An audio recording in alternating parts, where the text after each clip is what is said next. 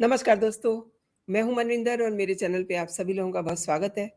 बदला लेने की नीयत से बोले गए झूठ से कितना बड़ा तमाशा हो जाता है, ये आप सब देख रहे हैं। सरकार का कितना वक्त ज़ाया हो रहा है, बर्बाद हो रहा है।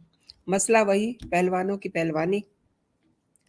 और बड़ा दुखद ये है कि जांच भी चल रही है, लेकिन इसके बीच में कई बातें सामने आ रही हैं, जो सच देखने में लग रही हैं, सच सुनाई दे रही हैं। और अब सबसे बड़ा खुलासा इस नाबालिग लड़की के दादा ने किया है, जो सबसे चौंकाने वाली बात है।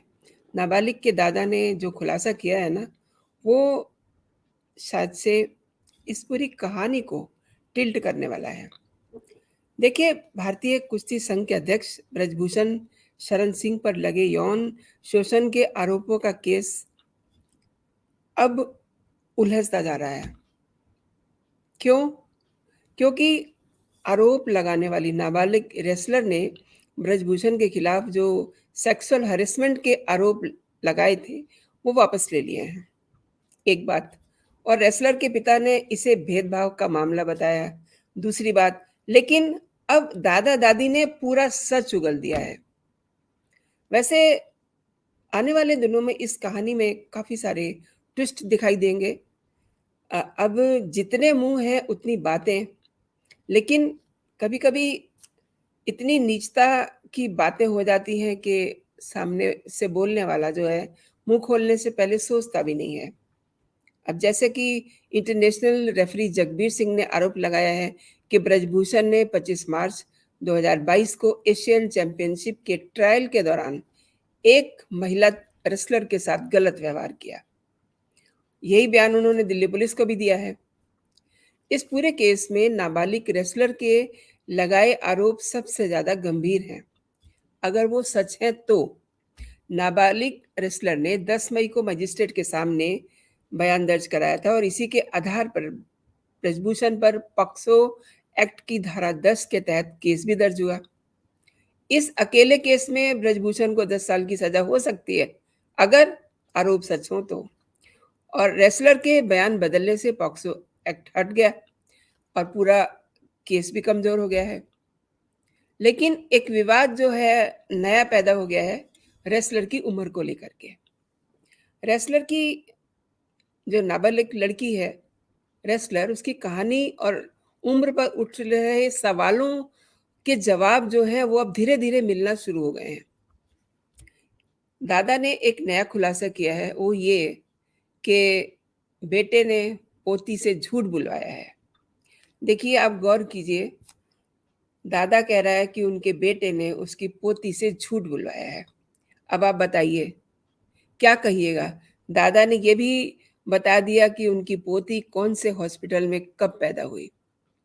दरअसल हरियाणा में रोहतक से करीब 17 किलोमीटर दूर नाबालिग रेसलर के दादा-दादी रहते हैं और पोती की उम्र से जुड़े विवाद पर जब उन्होंने खबरें सुनी, तो उन्होंने सोचा कि वो इस बात का सच बताएँ। और दादा ने ये कहा है कि उनकी पोती बालिग है, उसके साथ कोई छेड़छाड़ नहीं हुई है। उसके पिता ने उस पर दबाव बनाया और झूठी शिकायत दर्ज कराई है। उन्होंने जैसे ही ये सुना कि पोती के कंधे पर बंदूक रख कर के पूरा खेल खेला जा रहा है और सारे देश का ध्यान इस ओर आकर्षित किया जा रहा है, तो दादा फ़ौरन अपने बेटे के घर भी गए थे। उन्हें अंदर नहीं जाने दिया। उल्टा ये कह दिया कि बेटी ने अगर बयान नहीं दिया, तो मैं उसके टुकड़े-टुकड़े कर दूँगा। ये नाबालिग के पिता का कहना था, अपने पिता से, जो दादा ने अब सब बात बताई है। और नाबालिग रेसलर की दादी ने भी ये कहा है कि उनकी पोती बालिग है।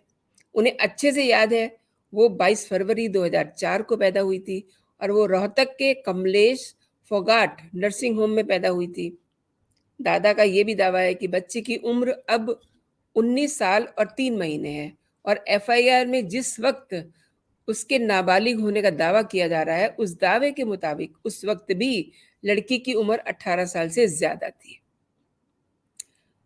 दादा को जब ये पता चला कि पोती के नाम से एफआईआर दर्ज कराई गई है, तो उन्होंने अपने बेटे को फ़ोन किया। फ़ोन पर उनसे पूछा कि ये सब क्या कर रहे हो? तो उन्होंने जवाब दिया कि अगर बेटी उनके हिसाब से नहीं चलेगी, बयान नहीं देगी तो वो अपनी बेटी की बोटी-बोटी कर देगा। ये पिता का संवाद है, नाबालिग के पिता का संवाद है नाबालिग के दादा के साथ। दादा को पोती की फ़िक्र थी, वो उसके घर पहुँचे और जंतर-मंतर पे धरने पे थे पिता। उसके घर के सीसीटीवी कैमरे पे जब उसने देखा कि वो सच में उनके घर पे पहुँचे हुए हैं, तो उसने फ़ोन किया अपने पिता को, यानी कि नाबालिग के पिता ने अपने पिता को फ़ोन किया, यानी कि नाबालिग के दादा को, और कहा कि तुम फ़ौरन यहाँ से लौट जाओ, नहीं तो अच्छा नहीं होगा। अब पोती और उसकी माँ तब घर के अंदर ही थे, यानी कि उनकी बहू और पोती अंदर थे घर में।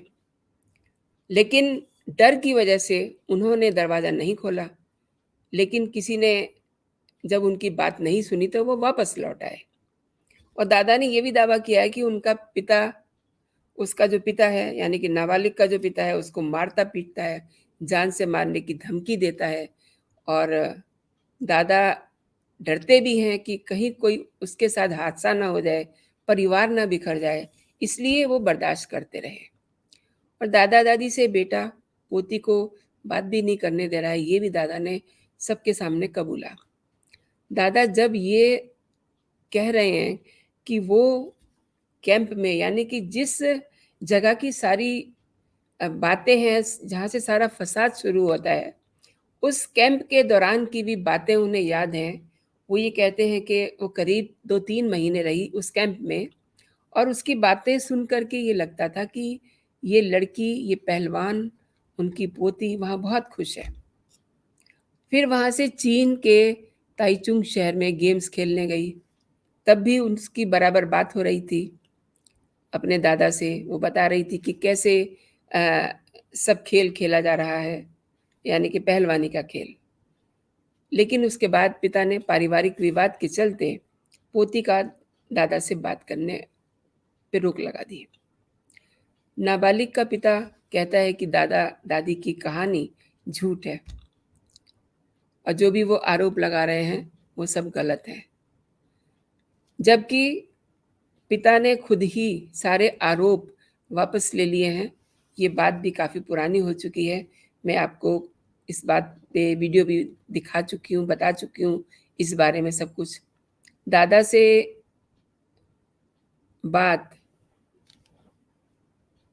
होती नहीं है, लेकिन फिर भी वो खुश हैं कि उनकी पोती अच्छे से खेल रही है और दोबारा खेलने लायक हो गई है, क्योंकि पीछे उसके साथ एक ट्रेजेडी हो गई थी, उसकी सर्जरी हुई थी और तब वो थोड़ी बीमार भी थी। तो दादा को बहुत फ़िक्र था कि अब पता नहीं ये खेल पाएगी या नहीं खेल पाएगी, लेकिन वो खुश हैं कि वो फिर से दोबारा खेलने के लायक हो गई है। रांची में नेशनल खेलने के दौरान उसके साथ कुछ ऐसा हुआ था, जब नाबालिग के पिता को गुस्सा आ गया था। अब आप रिकनेक्ट कीजिए चीज़ों को कि ये तभी की बातें हैं जब उसका सिलेक्शन नहीं हुआ था। रांची में कोच नरेंद्र तोमर था और वहीं पर नाबालिग का सिलेक्शन 1 नंबर से रह गया था। अब ये बात, ये हार नाबालिग का पिता बर्दाश्त नहीं कर पा रहा था, और ये जो अब सारी कहानी चल रही है ना, ये जो गुस्सा बाहर आ रहा है, उसकी वजह भी यही है। बहकावे में आकर के उसने ब्रजभूषण के खिलाफ रिपोर्ट दर्ज करा दी। यानी कि इस पूरे मसले में ब्रजभूषण का कोई रोल नहीं है, लेकिन फिर भी नाबालिग के पिता ने ये सब खेल खेला। 8 जून को उसके पिता ने ये कहा भी कि बेहतर है कि अदालत के बजाय अब सच्चाई सामने आ जाए। सरकार ने पिछले साल मेरी बेटी की हार, यानी कि वही एशियाड अंडर 17 चैंपियन ट्रायल में निष्पक्ष जाँच का वादा किया है। इसलिए मेरा भी ये फ़र्ज़ बनता है कि मैं अपनी गलती को सुधारूँ। ये खुद ही उनके पिता का कहना है। दादा की बात तो अब बाद में सामने आई है, जो कि बेटे यानी कि नाबालिग के पिता और उसके दादा की बातें जो हैं वो काफ़ी मेल खा रही हैं। लेकिन बस ये है कि पिता उसको अ, हाँ कहने का जज़्बा नहीं दिखा पा रहे हैं। तो रेफ़री के फैसले के बाद ब्रजभूषण के ऊपर सारा ज़िम्मा फेंकने की उन्होंने ठान ली थी, क्योंकि वो बहुत गुस्से में भरे हुए थे। इसीलिए उन्होंने ये बदला लेने का एक अपने दिमाग में आइडिया लगाया और उसके बाद आपने देखा कि पूरे देश में इस मसले को लेकर के चर्चा शुरू हो गई, एक बहस शुरू हो गई। आप खुद ही सोचिए, पिता ने असफलता को सहन नहीं किया, वो भी बेटी की। बेटी अगर कुछ एक्शन लेती, कुछ मुँह से बोलती, तो कोई बात भी होती। लेकिन पिता को इतना गुस्सा आ गया कि उसने बदला लेने का सोच लिया और कितना बड़ा तमाशा खड़ा कर दिया। अब आप देखिए, कई दिन तक इस पे राजनीति हुई। पहले गृह मंत्री अमित शाह ने बात की इन पहलवान लड़कियों से। उसके बाद खेल मंत्री ने भी बातचीत की, अनुराग ने। इसके बाद तमाम सारे अ, बातें चल रही हैं और ब्रजभूषण भी अब अभी तक चुप लगाए हुए हैं। उनका ये कहना है कि मामला जब कोर्ट में है, तो इस पे क्या बोलना। सरकार ने ये वादा भी किया है कि 15 जून तक चार्जशीट दाखिल हो जाएगी और पहले चार्जशीट दाखिल हो जाए, 15 जून के बाद अगर कुछ बोलने की ज़रूरत होगी, तो ज़रूर अपनी बात रखेंगे और फिलहाल उन्होंने चुप्पी लगाई हुई है पूरे मामले पे। लेकिन दोस्तों, आपको नहीं लगता। अच्छा, एक और बात, मेरे वीडियोज़ पे कई ऐसे कमेंट आए जिसमें लोगों ने ये कहा कि आप महिला होकर के ऐसी बात कर रही हैं और आपको पता होना चाहिए। यहाँ तक कहा कि अगर आपकी बेटी होती तो आप क्या करते? ख़ैर, मैं उन लोगों को ये बताना चाहती हूँ कि हम जो भी आपसे बात करते हैं दोस्तों, वो हम आपके सामने सच रखने की कोशिश करते हैं। आप किसी भी बात को दिल पे ना लिया करें। बेटी आपकी हो या हमारी हो या फिर ये पहलवान बेटियां हों, ये सब देश की बेटियां हैं, देश के लिए खेली हैं, इनकी इज्जत सबसे ऊंची है। लेकिन अब आप ही सोचिए, अगर उस नाबालिग बच्ची के पिता इतना बड़ा खेल कर रहे हैं तो आप क्या कहिएगा। सारी बात दादा ने न जाने कितनी हिम्मत जुटाई होगी अपने अंदर, अपने बेटे के खिलाफ जाने के लिए। और जब इतना सारा रायता फैला हुआ है, उसके बाद उन्होंने हिम्मत जुटाई सबके सामने आके ये बात कहने की कि उनकी पोती नाबालिग नहीं थी उस समय और उसके साथ कुछ भी नहीं हुआ। सबसे बड़ी बात ये है कि उसके साथ कुछ भी नहीं हुआ। उसके बावजूद ब्रजभूषण भी चुप लगाए हुए हैं और उन्हें ये विश्वास है कि मामला कोर्ट में है। सरकार ने भी ये वादा किया है कि पुलिस 15 दिन तक चार्जशीट दाखिल करेगी। पहले ये सब हो जाए, तब फिर वो अपनी बात रखेंगे। वो तो डे 1 से ही कह रहे हैं। हालाँकि एक बात और है, इस पे जाँच बहुत अच्छे से, बड़ी ईमानदारी से जाँच हो रही है। कल यानी कि बृहस्पतिवार को इस पूरे मामले का जो घटना स्थल था, उसका पूरा सीन रिक्रिएट किया गया है।